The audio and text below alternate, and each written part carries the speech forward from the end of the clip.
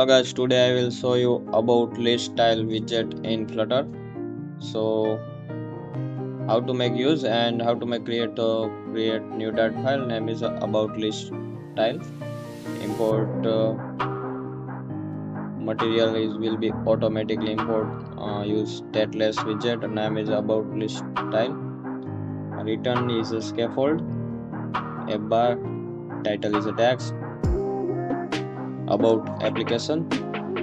Style, text style, color is white, and center title is true, background color is a light blue. Run this file in main.dart.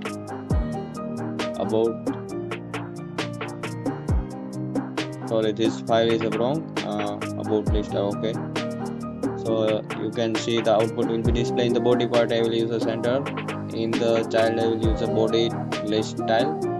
First use icon. Icon is a information type. And then application icon I will use a Flutter logo. Application name is a Flutter app.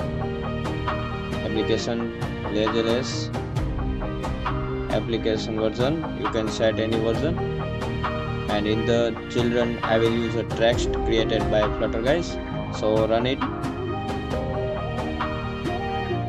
Click on this listtile, so display the about application. Okay, so thank you for watching this video.